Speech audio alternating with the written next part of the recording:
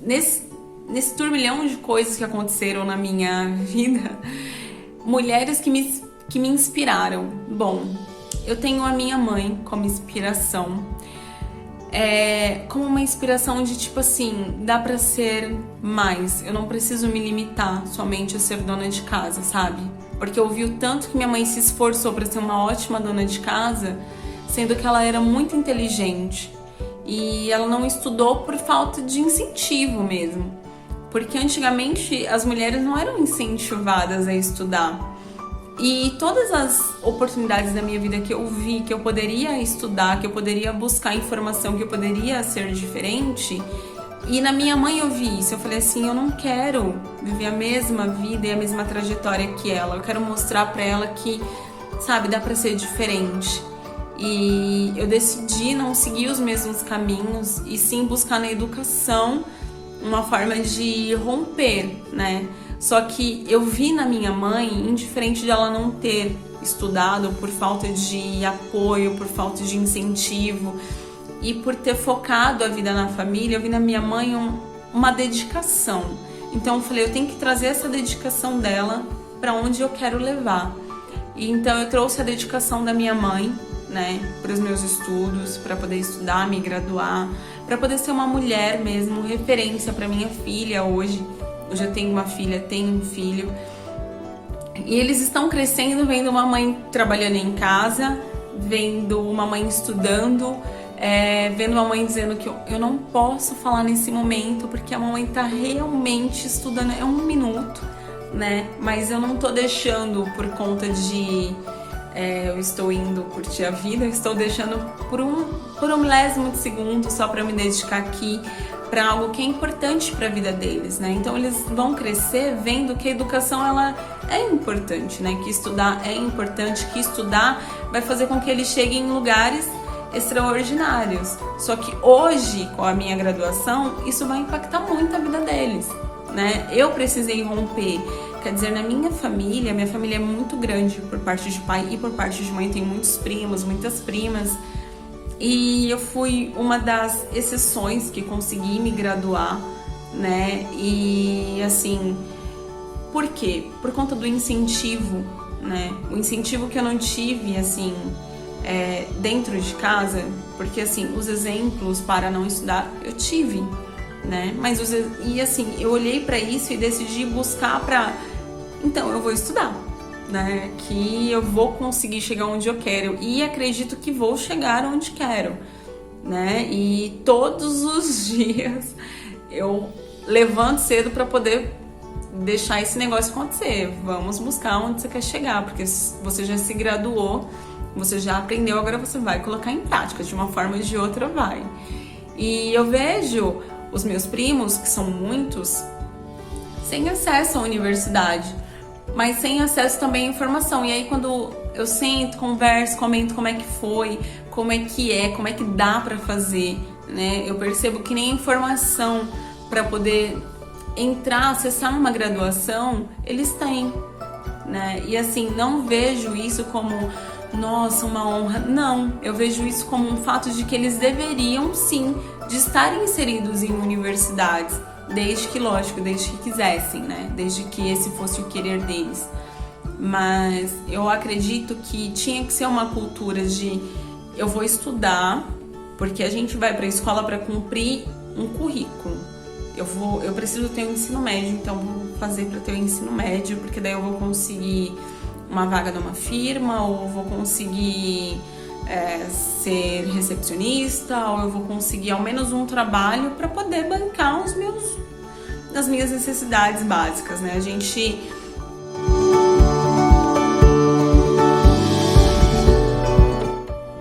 Aqui onde eu moro, a gente não foi ensinado que o estudo faria a gente chegar muito longe, né? Eu vi isso quando eu saí da minha região e fui para fora. E lá fora eu consegui enxergar que as pessoas que estudavam, que se dedicavam, mas eu não tinha muita noção, como eu disse também, de comparação, né, de região. Eu não tinha muita essa noção, mas eu acreditava que se eu estudasse, sim, chegaria em algum lugar. Que não foi muito o que aconteceu.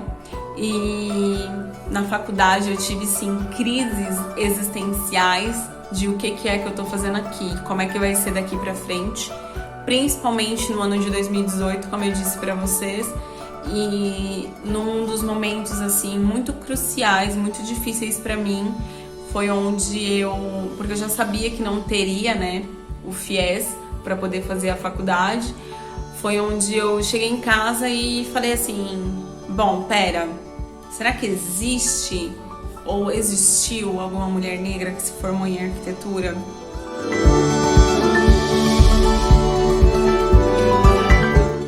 Como eu estava dizendo, até aquele momento eu só tinha estudado homens, né? Algumas mulheres, elas brancas, não tinha nenhuma referente de arquiteta negra, né? E aí foi onde eu fui buscar na internet arquitetas negras de sucesso.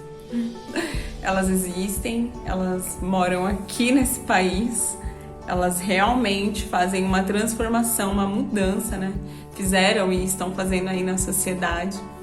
E a primeira mulher que eu vi na internet foi a Stephanie Ribeiro.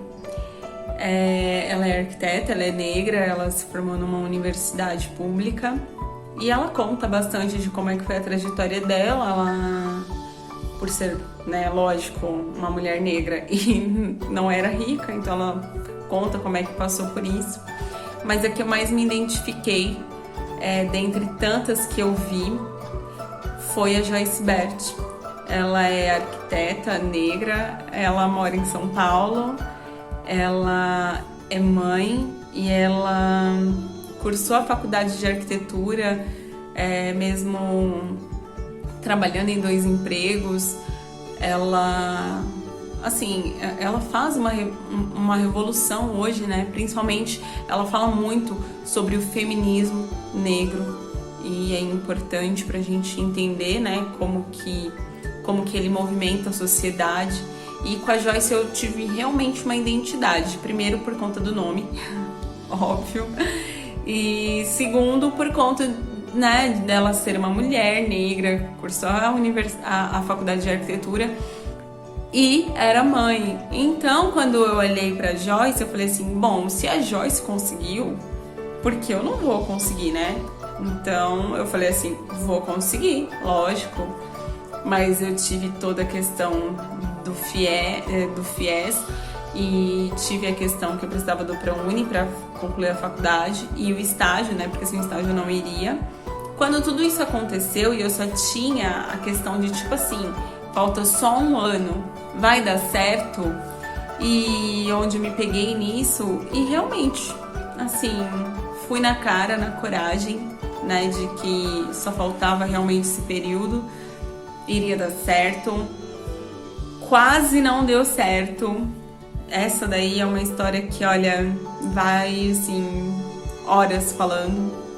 Mas na última entrega, que era o TFG, no dia 6 de dezembro eu não consegui entregar. Eu fui entregar só na segunda-feira, dia 9 de dezembro. Se eu não me engano, eu não me lembro se exatamente essas datas também. Mas era numa sexta-feira a entrega e eu só entreguei na segunda-feira.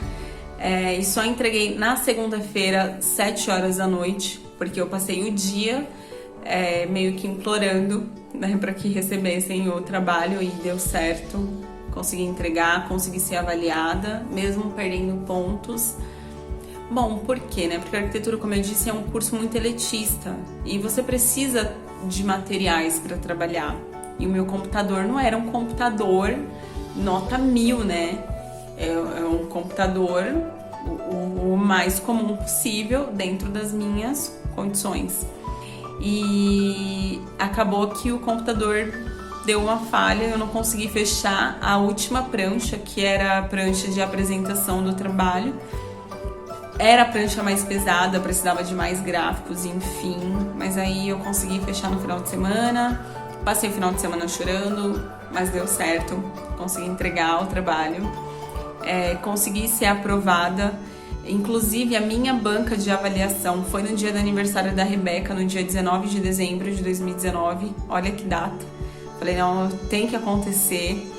E acabou que meu pai não pôde ir ver o Marcos e a Rebeca eu quis que não fossem, porque eu tava com muito medo de ser reprovada, eu não sabia como é que seria a minha reação. Eles acabaram, eu optei por não levá-los. Privei eles desse momento, infelizmente, mas deu certo, entreguei trabalho, apresentei, me graduei em arquitetura e urbanismo. E o que vem depois, né? Bom, você já é arquiteto, o que você vai fazer da sua vida?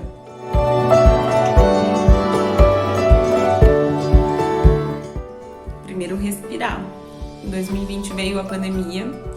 E só no final de 2020 mesmo que eu fui lá, que eu fiz a minha inscrição no Conselho de Arquitetura e Urbanismo, que aí eu tenho, né, clientes, aspas, mas que daí eu consegui realmente um primeiro cliente, um primeiro projeto.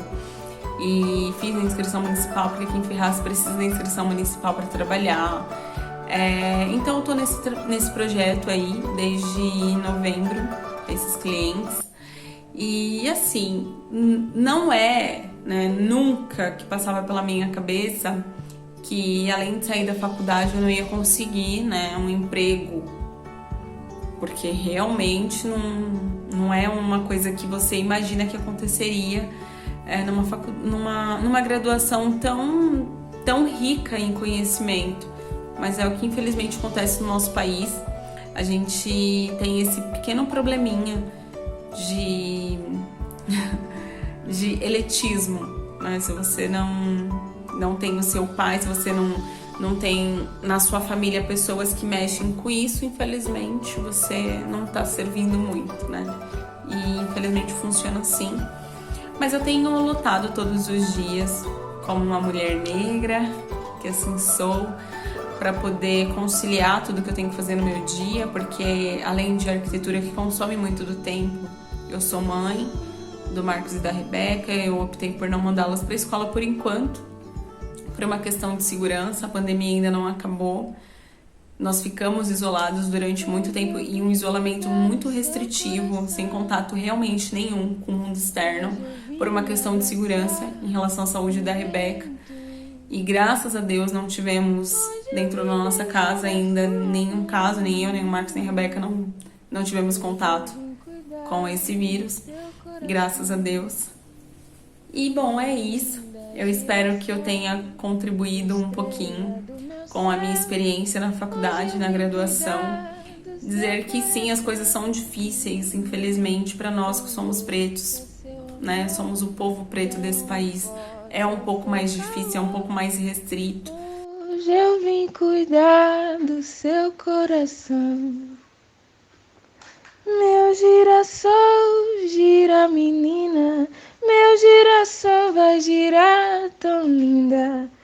Hoje eu vim cuidar do seu coração. Te amo.